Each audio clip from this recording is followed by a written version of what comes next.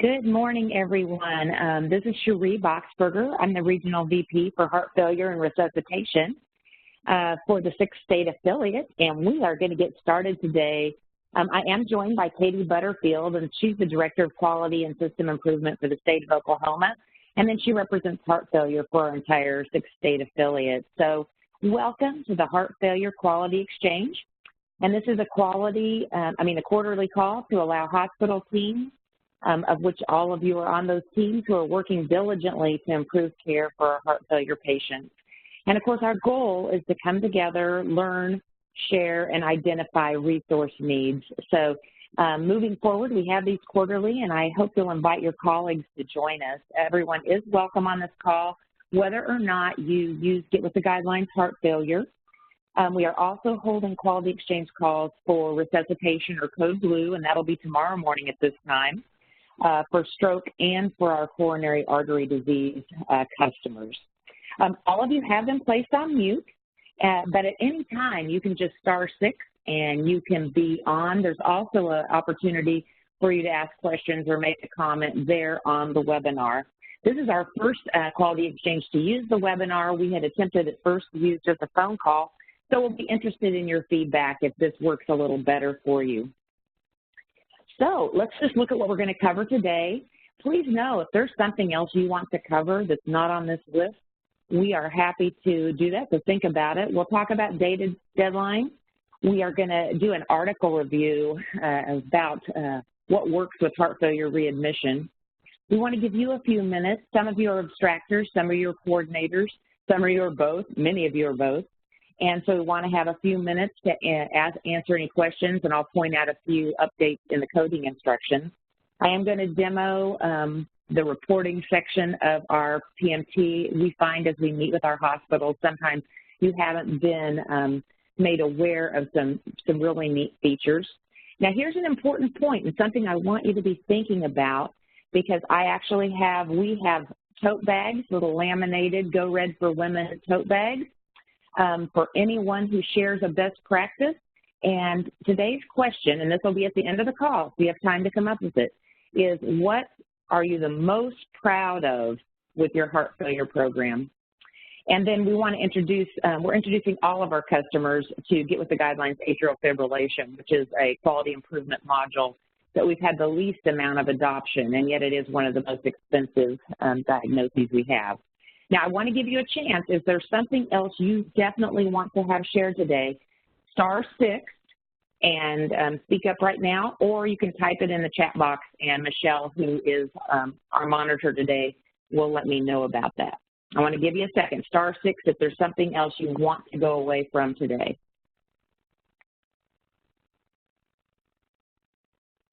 All right, we're going to charge forward. Feel free to type in that chat box if you want to add something to the agenda. Just a reminder, and I know we do have some folks on the phone who may not be a customer with Get With the Guidelines Heart Failure, Target Heart Failure, but just a reminder, this program was launched in 2005. And of course, the goal for all of us is promoting consistent adherence to the latest scientific treatment guidelines. There's over 650 hospitals, and this is just amazing to me, almost 2 million patient records. So when we look at advanced reporting and you compare your hospital to all hospitals, you are comparing to a large number of patients. So it really does hold a lot of credibility. And you might be interested that in the U.S., 25.2% of all heart failure patients are discharged from a Get With the Guidelines heart failure hospital. Obviously, we're looking at the acute admitted patients all the way from ED through discharge, but there are a number of tools that are there. We call it Target Heart Failure, that focus on the transition from hospital discharge into the outpatient setting. And I'll actually show you a few of those today. And this just gives you an idea of the growth of the program and the number of patients that are in it. And there we are, growing since 2005. All right, let's talk about data deadlines. I know many of you, recently your director sent you your updated reports on where you are as it relates to recognition for your performance. As I have perused all of those emails that went out to each of you, we have a wide variety of last abstracted dates. There are some of you who just have the last quarter to put in, and I know that we're approaching that time when those December discharges will be completely ready for you to abstract. There are some of you who haven't abstracted quite a ways back in the year. I encourage you to talk to your director. If you have a high number of heart failure discharges, you are eligible to sample, and we have a way for you to do that. So let's review the data deadlines. All 2017 discharges need to be entered by the end of February. And then what will happen in the month of March is that gives us the chance to work back and forth, go back into the charts, go back into the documentation, and just be certain that our abstraction is just perfect before we do the final data pull. I do not know what I was going to say do not there on my screen, so forgive me. April for, oh, I know what I was going to tell you. Once we get it final and your director has said everything looks good, do not go back into 2017 discharges and make adjustments. Let's just work with 2018 discharges. After we pull the report, if you want to go back and make some adjustments because a physician changed something or there was an addendum on a chart, that is fine. But once you have that report with your director that you're good to go for your recognition level, please don't work inside those records until after April 1st. The data will be pulled for awards on or about April 1st. In May, the awards are announced and were sent out to you. Just a reminder that abstracts for scientific sessions are due in June. So a lot of the process improvement work you're doing will be beautiful for a poster or for an oral presentation at scientific sessions. If you want to know more about that, I'm sure that the deadline will be in June, but ask your director because I'm positive that you're doing many quality improvement initiatives that would be wonderful for that. And as a reminder, there is a nursing symposium that's attached to scientific sessions now, so that that is really aimed at the target audience that's on the phone today. In July will be the U.S. News and World Report advertisement that lists the gold and silver hospitals, and then November there is the recognition at scientific sessions. So this gives you an idea that your goal right now is to get all of that data abstracted by the end of February. All righty, I wanted to do a little article review, and we'll send this out. We had a handout that is called, it's from the National Science Foundation, and the thing was avoidable hospital readmissions, the top 3 interventions used versus the top 3 most effective interventions. So this is kind of interesting. When you look at a glance, this is what it looks like. So the 3 most common interventions with education, collaboration, and guideline implementation without additional work. And I will say that with Get With the Guidelines heart failure, for our hospitals that use it just for the guidelines and not for the quality improvement, it's not as effective. And you can see that the studies were in the 30% of effectiveness.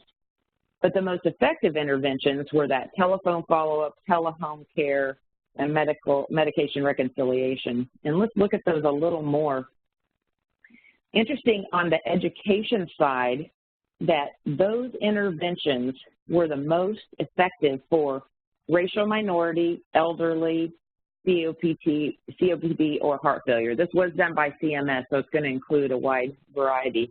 So we certainly don't want to drop education. And we know that we've always had our discharge instructions and the education is vital. It's just not as effective as some other things added to the education.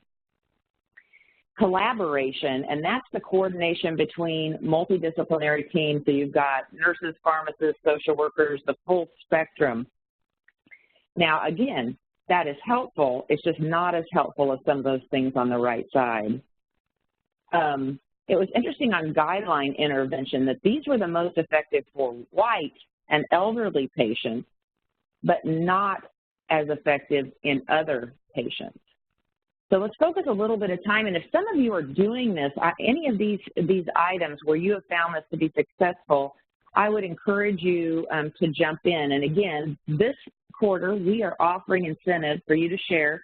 So anyone who shares something that's happening with their hospital, we do want to send you a thank you in our little tote bag that we have. So telephone follow-up. So in all of these studies, 75% of the studies reported successful results. They were monitoring post-discharge care, they were by the telephone, using that to educate and manage symptoms, and of course, it was effective with the elderly as well as with the CHF patients. I know some of you are doing this telephone, and this is telephone strictly, not with medical equipment, which is the second one. Would anybody willing to share what you're doing with your telephone follow-up? Just *6 and introduce yourself in your hospital and tell us how it's been going with telephone follow-up. Would anybody be willing to share?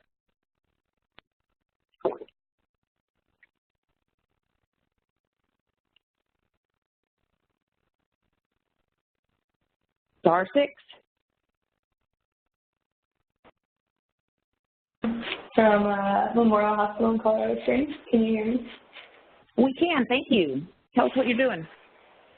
So we have a program called HealthLink, and so it's a group of nurses that call all patients who leave the hospital, but specifically the heart failure. They have a survey that asks them about weight, does a little bit of med rec. They try to call within 72 hours, and it talks about, they kind of just ask, do you have an appointment? Are you weighing yourself? Have you gotten worse since you left the hospital? And then some med rec as well. And then they call once a week for 4 weeks. And if they don't get a hold of you, they'll try, I think, 3 times in the week for you to either call back or actually talk to someone and complete the survey. And they do the same survey every week, I believe. Cool. Now, do you give them a heads up that they're going to get this? Do they agree to do it? How does that work when they're being discharged? I don't give a heads up to the patient, you mean? Yeah.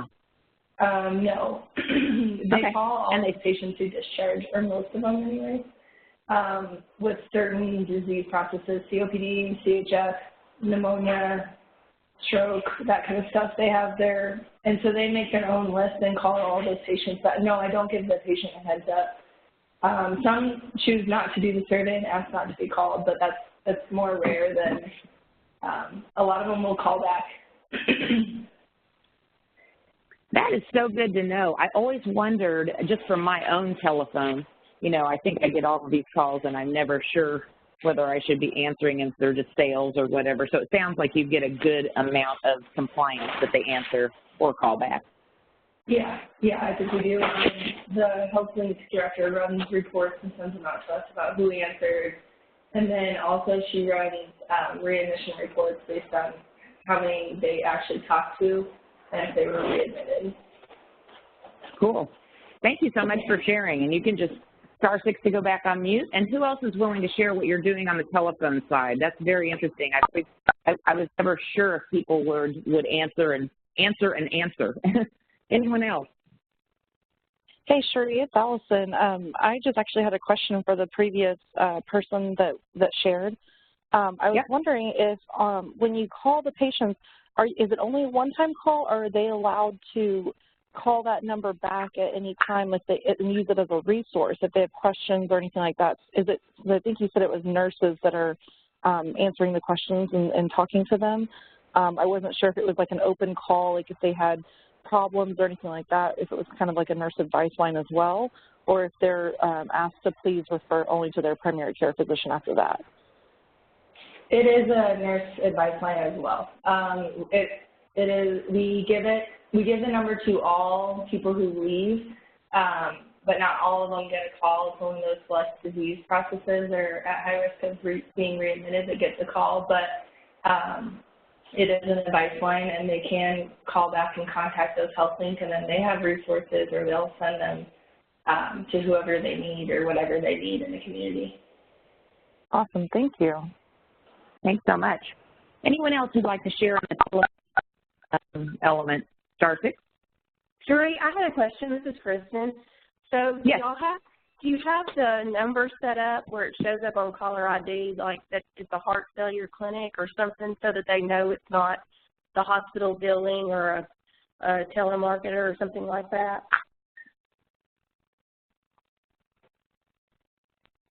That I do not know. I did not ask that. I will find out though, and I can email Cherie with that answer. I'm not sure.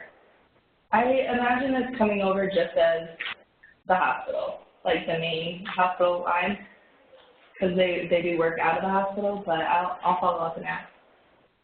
That'd be great. Thanks so much. Thank you.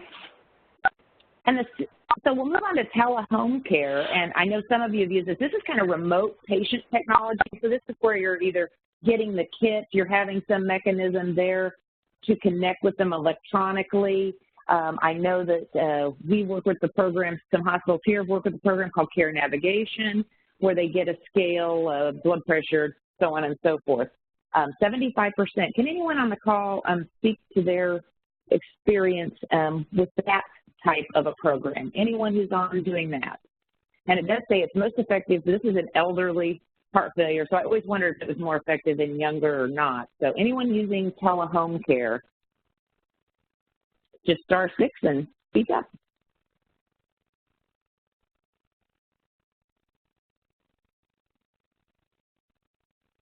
Okay.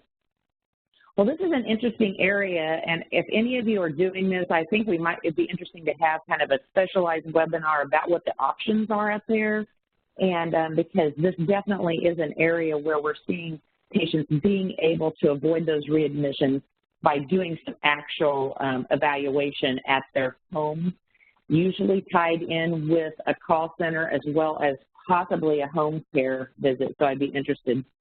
And then I want to talk about medication reconciliation, and our Memorial contact mentioned this as well. Patient education conducted by the pharmacist or nurse to improve the patient's medication understanding. And I tell you, we have had, and I'll talk about it here in a bit, we've had several heart failure breakfasts where we're bringing together heart failure folks from a region, and I'll bring that up in a little bit, but we have heard over and over the issues related to medication reconciliation. I've recently experienced this with my parents, where my dad takes this big Ziploc bag that has both his medicines and my mom's medicines in it, which is frightening, into the doctor, same medication, recommended by multiple physicians, no reconciliation there. So we can certainly see how this would be helpful. What kind of strategies are you using on the medication reconciliation side? Is someone particularly happy with what your hospital or your heart failure program is doing? If you'll do *6 and hop on and tell us about it.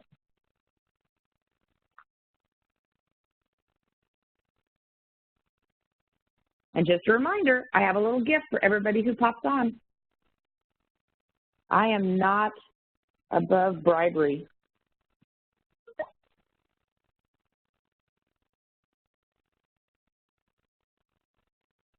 All right. Well, as you think of it, or if there's something you're doing, this also might be a good topic for us to dig in more deeply and do some literature review about what's happening there. And so I will note that because we don't have anybody sharing a best practice, maybe we need to get some options out there. So very interesting article. We'll send this out or send a scan of it to everyone on the call. All right, and there we are with the review. Before we jump into coding instructions, I will mention that we are having heart failure breakfasts in a variety of communities. We have had 2 in Austin where we have an organized project, and we're actually had some funding there, so we're working with that group to determine how we want to spend a little bit of funding that we have left there. We have had a heart failure breakfast in Oklahoma City, which was very successful. We realized that our heart failure partners, those of you on the phone, we haven't had as many opportunities to get together with you or to have you get together with each other, which is actually the most important part. We just want to observe and listen and learn from that. That when our heart failure teams get together and share what they are doing, that there's really a lot of learning. And we also are able to identify gaps. So there is a Tulsa heart failure breakfast coming up for those of you in the Oklahoma area, and I believe that is, well, we'll tell you the date here at the end. I think it's the end of February. Katie, what's the date for that? Can you hop off mute and tell us the date for the Tulsa heart failure breakfast? Yes, sorry, trying to press star 6. It's February 28th. Okay. For the Tulsa one. So, great. So that is the next one. It'll be American Heart Association in Tulsa. But if your region is interested in doing this, that your director is probably going to be setting it up to have something in a regional offering of a heart failure breakfast. So kind of be on the lookout for that. We really want to hear from you. We want to hear what your stresses are, what you don't have access to in terms of tools. These are opportunities also for us to find funding, perhaps, if there's an underserved group and they don't have scales or they don't have blood pressure, or they don't have pill boxes or whatever those items are. So be on the lookout because we are planning those for each of your regions. Okay, let's pop into kind of this coding instructions. And I see that our coding instructions have a typo, so that's nice. Anyway, when you pull up the coding instructions, I do want to encourage you, remember, there are updated coding instructions from December of 2017, or as posted December 2017. And this is an actual print screen from the coding instructions. Whenever you pull them up, whatever is highlighted is what is new since the previous version of coding instructions. And so I almost discourage you from printing coding instructions and really encourage you to always have them available electronically.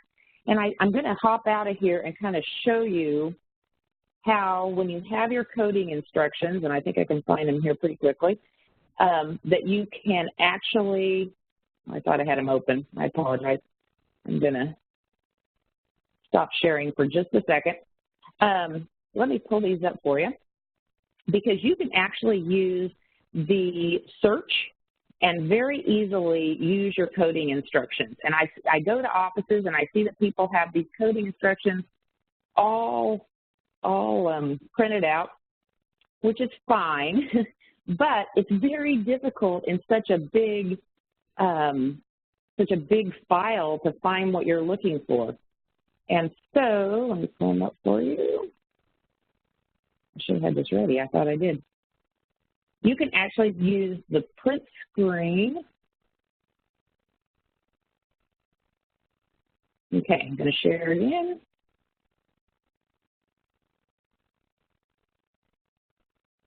Okay. If you will save them as a PDF, this is the July one, then you can use the find to find what you need.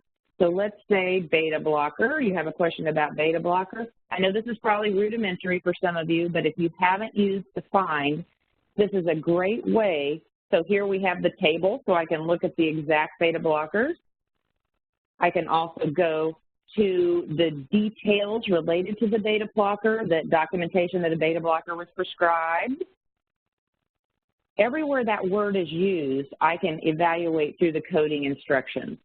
So this makes it so much easier to use than trying to find what you're looking for. So the coding instructions have changed. I want to give them, and I know we have some abstractors on the call, and this makes me nervous to offer this because usually I have to look everything up too.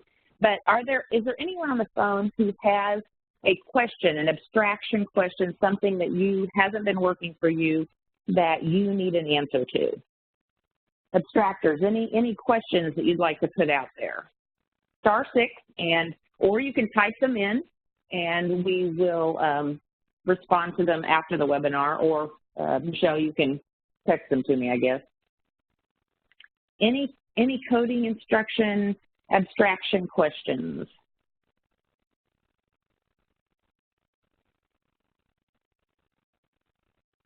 As a reminder, you have access to your regional quality improvement director, and he or she is available to answer these types of things. So don't hesitate. Now, we encourage you to ask them in writing so we can give you an answer in writing. So don't be discouraged when we ask you to do that, but it allows you to keep a record of our answers on these various issues. So the message for this element is to make sure you're using the latest coding instructions and just to kind of look through at what the new things that were added. It was not a change in guidelines. We just added some of the new tools in the risk intervention section. All righty, the patient management tool. Some of you just get reports on this, and so you're not as familiar with the patient management tool, but others of you probably feel like you spend your entire life in the patient management tool, which is where we abstract. So I wanted to point out and show you a few things that you may not be aware of that are a part of it. Of course, you know about adding patients and you know about reviewing data and reports and the resources. But many of you may not know that over to the side where it says HF, that is an actual online education for the heart failure tool, how to look through the system, how to enter data, and how to run reports. Oftentimes we will have new abstractors or new folks come on, and you're having to do that entire teaching. Now, certainly your director is available to do this teaching, and we also have a wonderful resource on our team who's an expert in the education on this, Michelle Martinez. So we have resources available, but we would encourage all of you to run this little online educational program. And I think probably almost all of us learn something new every time we go through there. So that does exist on your community page. You also may not be aware that there's also teaching available there on advanced reporting. And these are multimedia. It has sound, it moves the pages. This isn't just reading a PowerPoint. And so the advanced reporting section is all there, and I want to show you a little bit about filtering, displays, that kind of thing. And then also, you can download all your data, or some of your data, into a spreadsheet. So I know oftentimes we'll have physicians or residents who want to look at all the data. This is instructions on how to do that, and of course your director can also help you with that. But I also want to be able to show you, I'm going to stop sharing just for a minute and get my module up here.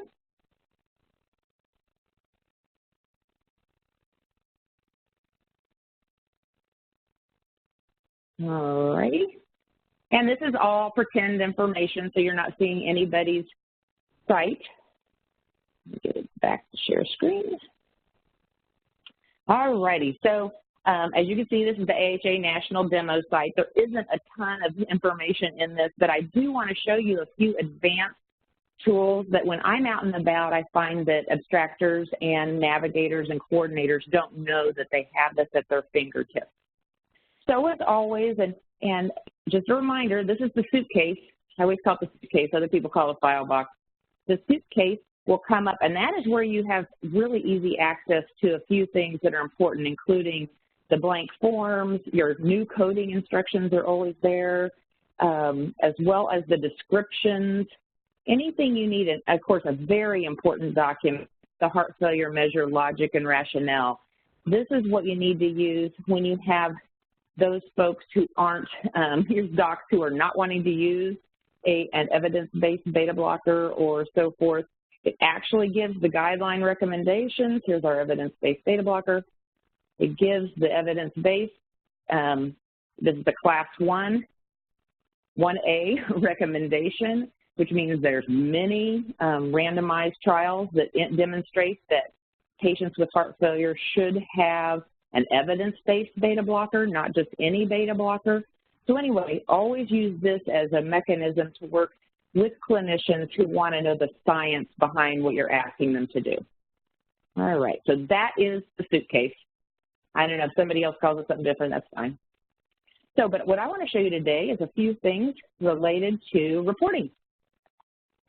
And so, as always, you're going to your, well, here's a little handy thing called the PMT patient list, which you may have not done. But this is just a simple way for you to look at a given time period. And let's put something a little earlier. As I said, this is demo, this is not real data. And to be able to just, at a glance, see what patients you've put in the last month and what the discharge disposition was, when they were there, so on and so forth. And you can actually export this as well. But that is a very simple way. You can sort by these headings. It's a very simple way to see a patient list and to export a patient list of what you have worked on for a given time frame. Okay? So back to configure or measure reports. All righty. So you probably all know the standard, and I'm going to make this a really wide time frame to make sure I get folks in it. And I believe I cannot look at the questions because then you would see all the questions. So Michelle, I don't see those, but if there's anything you need me to look at, you can text it or send it on phone. So sorry, we've got the behind the scenes action going here. So when you're running a report, you can of course see how you're doing on recognition by just picking the recognition group and then generating the report. And I can tell you we're going to have a problem there because I didn't aggregate this second. This is showing all the months separately. You usually want to aggregate when you're looking. So you would be looking at this and putting in just 2017 here to see how you're looking with your recognition. So when you do that, you are going to, of course, have your reports for each of the 4 measures. Now, you have a couple of options. You could also compare to all of your hospitals in your state. Our demo happens to be set up for New York. How do these get here? Let me show you real quick. Something you should do today is on your home page,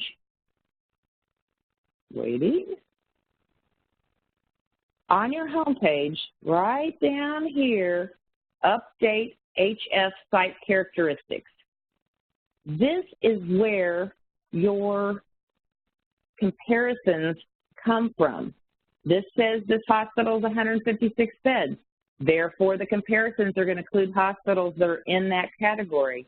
This is going to say if it's an academic hospital. It's going to say if it's critical access. And down here under heart failure, all of our programs are in here. Down here under heart failure, you also can tell us if you're using these kinds of roles and interventions. And that also helps us on our comparisons. So let's go back to our reports. And let's run what we were doing and let's compare it. So we want to, and as I said, I'm doing a broad thing because in a demo site you don't have very much data. So here we are with our recognition group. Let's compare it to all hospitals in our state by just clicking control. Now I have a comparison. How am I doing compared to all the hospitals in that comparison group? So again, you'll have your hospital and your state hospitals. This is wonderful to be able to show physicians and leadership to show how you're doing in these and to encourage adoption so that they can see that they're not out on an island being asked to do this themselves. All right, you probably know those things. I want to show you some stuff you may not know. So if you are working on something, and I did notice as I looked through that we still have fallouts on evidence-based beta blockers. We still have folks that are using the metoprolol that is not on the evidence-based, the metoprolol tartrate. That is not an evidence-based beta blocker, although the succinate is. So say you want to look at that, and you want to, I'm going to turn this off. Okay. You want to see who is it that is not doing this. Go to your filter options. Now I can look at beta blockers, and I can look at, if you're keeping track of your physicians, which I highly encourage you to, for instance, a group of hospitalists or whoever is managing the patient on the unit, you can attach them to that patient. Then I can actually select those physicians, and I can compare them on beta blockers. Now, again, this isn't real data. You know this because everybody, I think, is almost 100%. So now I'm able to run a report comparing physicians on a measure and showing by doc how they are looking. Just so you know, if you haven't added your physicians in, the NPI is actually attached. You can go in, pick your doctor from the National Physician Index and add them. You don't have to know their numbers. So this is a wonderful tool For a hospitalist group, for example, you can send this kind of report to their administrator, and they can see how their hospitalists are performing on the discharge measures that they're doing with the patient. You can do this on all of your measures. Another example would be that you might want to, this is the one negative, is you have to shut these blue lines off. You also might want to compare compliance by a unit. These are optional fields, so you could pick 2 different units and compare how are they doing on the measures. You could also look at, for instance, those who get a cardiology consult with those who do not, and compare each measure with that. Something I think is particularly interesting is on outcomes measures. Let's pick length of stay. Here it is. And let's ask the question, is there a difference in the length of stay for our patients who are admitted on different days of the week? And let's compare that. Because if you're having trouble with a given measure and you're trying to figure out, you've done all this education and why aren't they complying, then this is a great report for that. And the bar chart is not that helpful, but the table is. So as we look at my hospital overall with a median of 5, let's look down here at the heart failure and the variance of length of stay for each day of the week. Oh, here's an arrival on Thursdays and Fridays. This is not real data, folks, but I could see this being in real life. So on Thursday and Fridays, a higher length of stay if the patient arrives on a Thursday or Friday. Well, it's possible that those patients then in 8 days are also being discharged on a weekend if they're coming on Friday and they're being discharged the following Saturday. So I encourage you, use these reports to figure out what is happening with your patients. The filter capability, men and women, the diagnosis, their ability to pay, where they were discharged to, maybe the folks that aren't getting the discharge medications, and I realize many of these are excluded from the measure, but maybe it's certain types of patients. So that is my quick introduction to advanced reporting. Anyone have any questions? *6.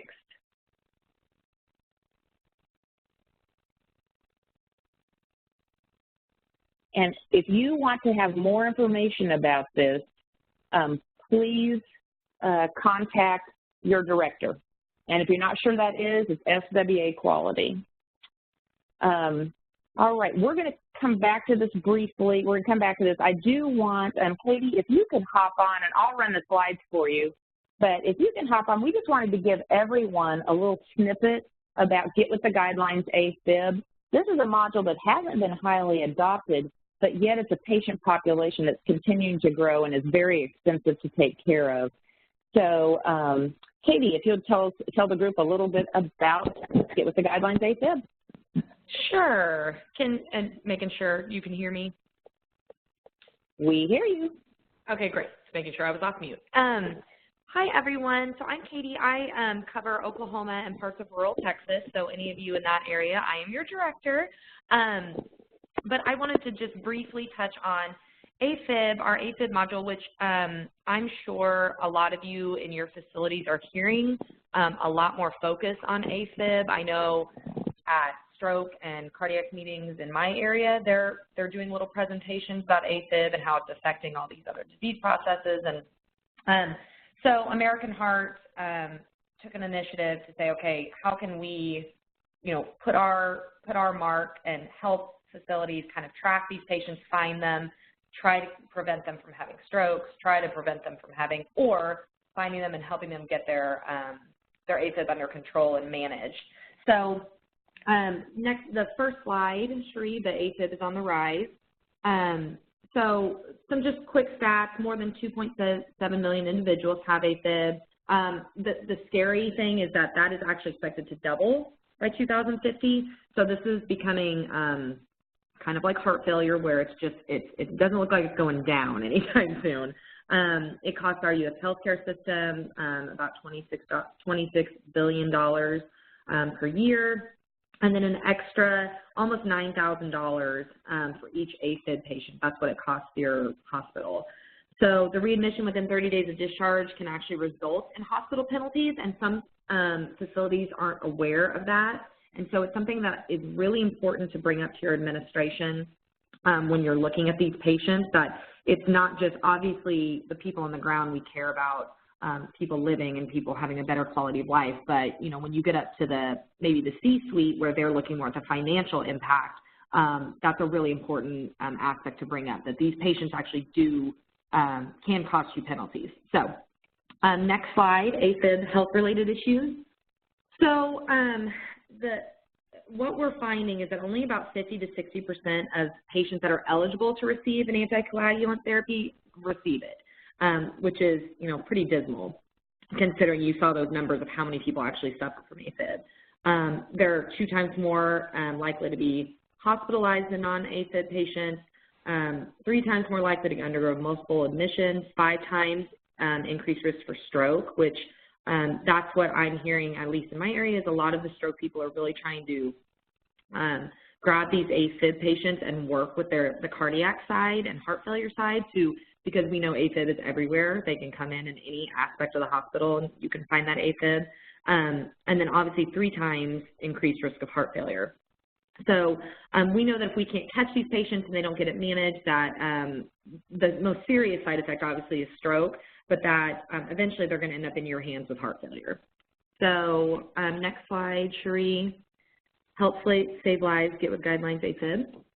So what our AFib tool is what Cherie just went over with some of the heart failure reporting and the PMT, and you guys are pretty well aware of our heart failure tool. We have an AFib tool. So you can track these patients. You can, it's real-time data. There's, you know, education materials involved. There's decision support. All the arrival, discharge, follow-up care forms are in there. And then obviously, in addition to just the data part, the patient management tool, you have your consultant for heart failure, stroke, the person that you work with at AHA, and like Cherie said, if you don't know that person, make sure to email that quality address and find out who it is. But if you do know them, they can help you with your AFib as well. So it's not a different person, it's your same, you know, someone you can meet in person, not just some random face somewhere. It's cost effective. It helps reduce readmissions and comorbidities for a pretty low price, with tons of education opportunities, which are just few and far between in AFib right now. Everyone's talking about it, but there's not a ton of educational opportunities out there, and we're kind of soaking it all up, or getting everyone that we can and offering those to our hospitals. And then it has the same recognition process that our heart failure, stroke, CAD tool have. If you achieve those 85% compliance, then you can get a bronze, silver, gold.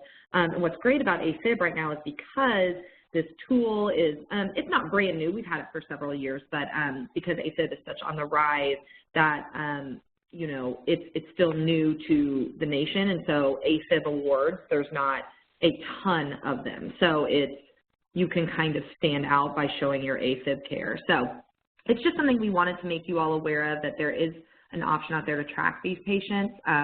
Then we know they're going to end up in your hands anyway if we don't catch them. So, Cherie, did you want to add anything to that? No, I will send you these slides, and most of you probably work side by side with the same staff that works with atrial fib patients, but I will mention there's also an ablation tab for this. So for your electrophysiologists who want to have an actual registry, there's very few of these in the country, and so I encourage you to talk to your electrophysiologist or pass the word, because they may want to be a part of the ablation registry, which can be helpful to them. So. All right. Yes. All right. Thanks, Cherie.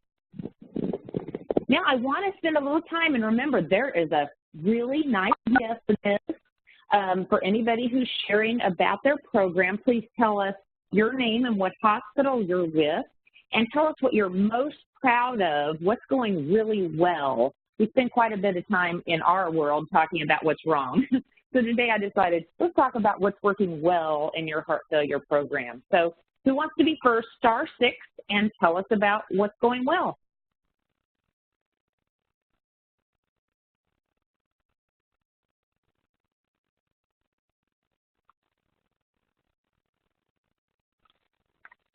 I know we've got about 30 of you out there, or maybe more. That's how many was on the registration, so I'm sure there's something going well. Star 6.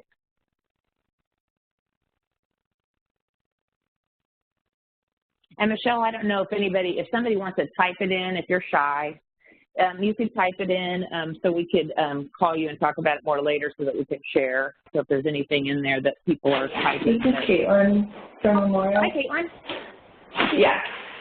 Hey, I think something that's gone well for us this year is this is my first year in the position. This is the first year we've ever had a coordinator. And so I think I'm really proud this year about how well we've done getting our data numbers up and pushing the guidelines to the physicians and getting the awareness out. I think that was a really good accomplishment for this year. I know it's not a lot in comparison to others, but it's something I'm proud of. Absolutely. And, you know, you'll see more and more in our literature a term called GDMT, Guideline Directed Medical Therapy. You know, this isn't just, there's just not off to the side. This is an actual way to treat patients with the GDMT, Guideline Directed Medical Therapy. And having a coordinator like you are and being able to have your data is crucial to that. Who else?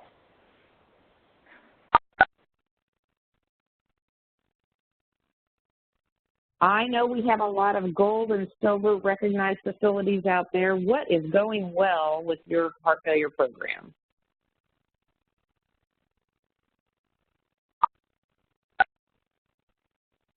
Yes, speak up.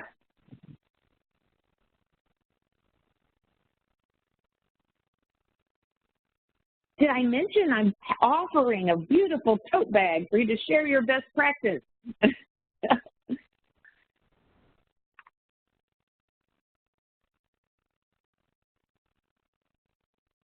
Well, when we have our heart failure breakfast in your area, yes, go ahead. Oh, sorry.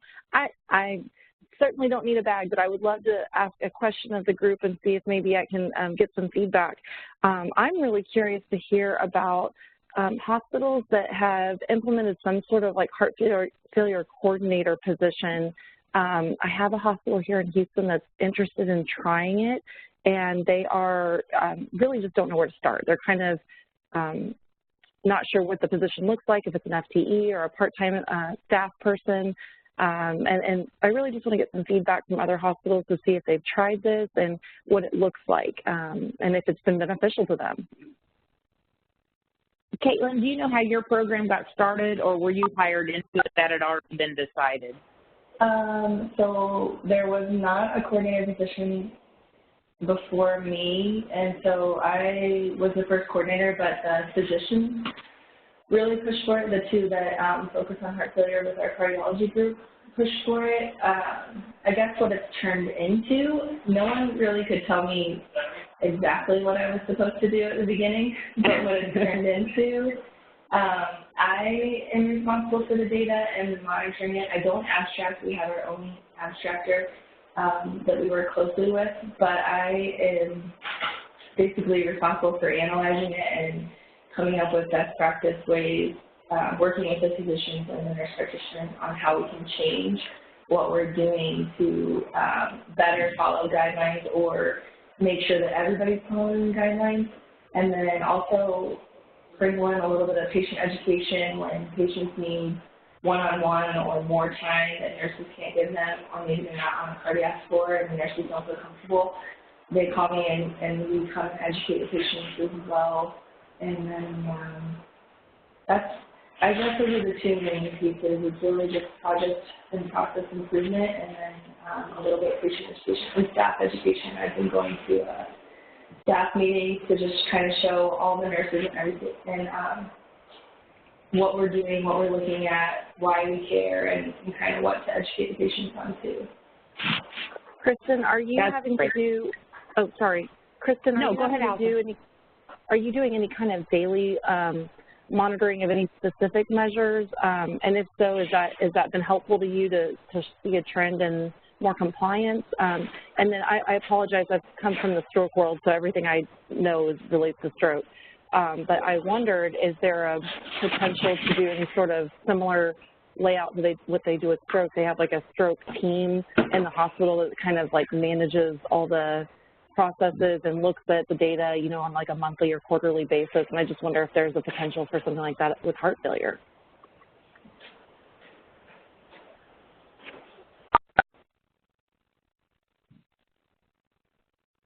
It's interesting. I think there are some analogies with stroke. I have found a lot of heart failure programs that don't have a champion, and it sounds like Caitlin said it started with 2 physician champions, and that is really crucial no matter which of these programs you're trying to get off the ground, is that physician leadership. Pretty crucial. I see hospitals trying to do it without that, even with CNO approval and having that difficulty. So. Hey, Allison, it's Julie. In Colorado, we do typically have heart failure coordinators within our hospitals. That has just been something that we typically have always had. I don't know why Colorado was different in driving that, but there was a time back when we had several grant studies going on, probably 7 years ago, that we were meeting with the heart failure coordinators, just like where you were referring to meeting with the stroke coordinators. So that was very effective, but then when the grant went away, that kind of dropped our numbers with heart failure participation. But Colorado does tend, like I said, to have heart failure coordinators in most of our larger hospitals. So if you need any more information on that, I'm glad to help you talk to some of my larger hospitals as well. Thanks, Julie. I might reach out to you for that. That would be great for Houston. Who out there, something we're hearing in the heart failure breakfast is related to the struggle of transportation to heart failure clinic, transportation to follow up. Anyone have a best practice on how they're addressing transportation? Star 6.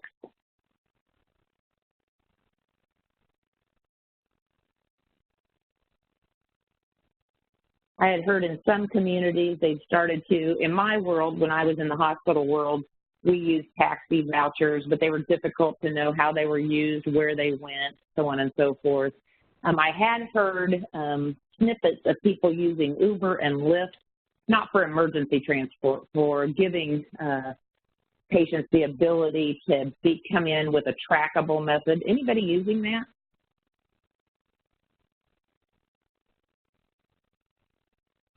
Although someone told me yesterday that people are using Uber and Lyft as their ambulance. This is not what I'm talking about. I'm talking about for a follow-up.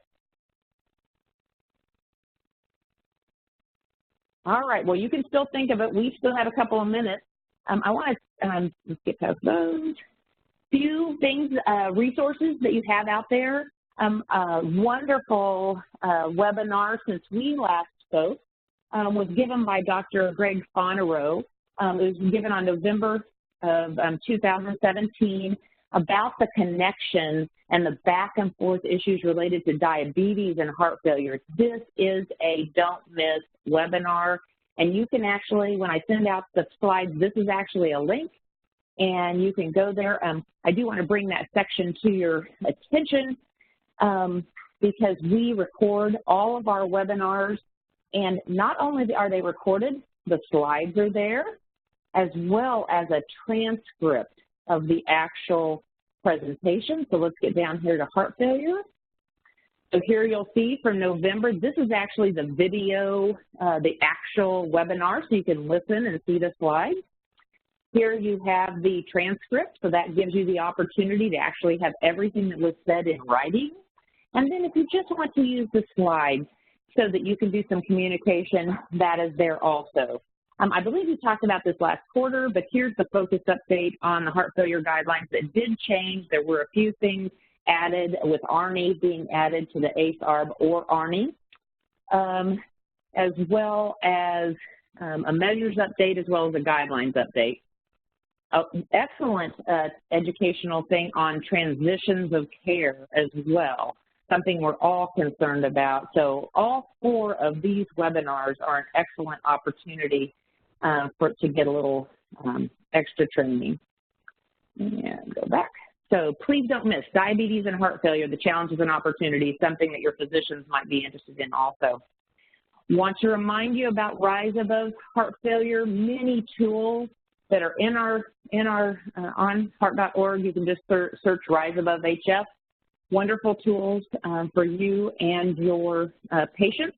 We went over this on the last quarter. If anybody wasn't able to see that, just drop us a note at SWA Quality, like Southwest Airlines, except that's Southwest affiliate, SWA Quality at heart.org, and we can get that out to you.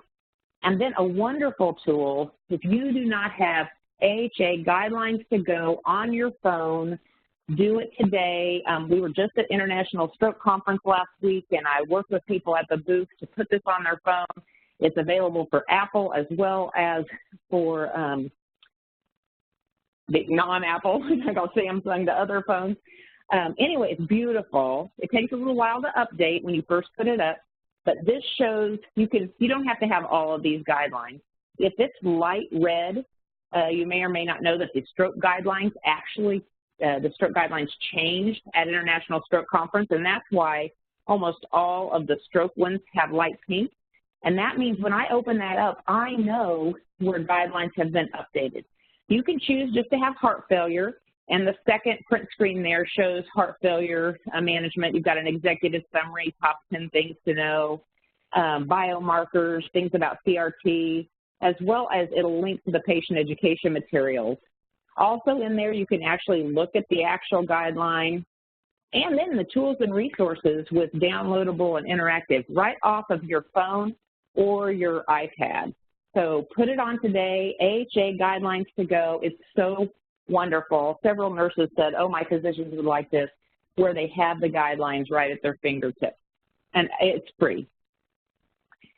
And then a big reminder that Friday is, I have dogs in my house, you may have just heard that.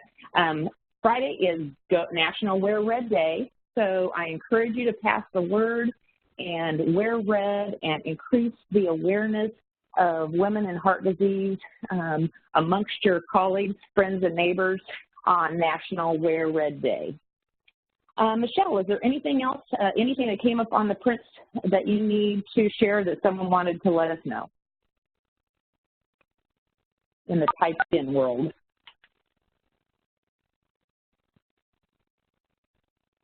So somebody did ask about the awards process and if they have to submit an application. Oh, very good question. You do not need to, we used to do an application, so some of you may have been around them. We actually will pull the data right out of the PMT in early April, but if you haven't heard from your director, I don't know how we would miss you, but if you haven't seen a report recently, please let us know. Sometimes we do have contacts change. Email us at swaquality@heart.org, because right now we are looking at your data, communicating with our coordinators, and making sure everything looks good so that in early April, when they pull that file, your data indicates the award level you should have. Good question. Anything else, Michelle? No, besides that, those are the only questions. Well, we want to know what else you want to talk about. We want to know if you want to have a heart failure breakfast in your area. Feel free to type those in or send us an email, swaquality@heart.org, and then we will get those sent out to you. So last chance, anybody have something they want to ask or share, just *6. All right, well, I want to thank Katie Butterfield and Michelle Martinez, who helped us get the webinar going. And to all of you who are making a difference with our heart failure patients every day, we want to say a big thank you. And we will be back with a quality exchange. I guess our next one is in April. So we look forward to talking to you then. Thanks and have a great day.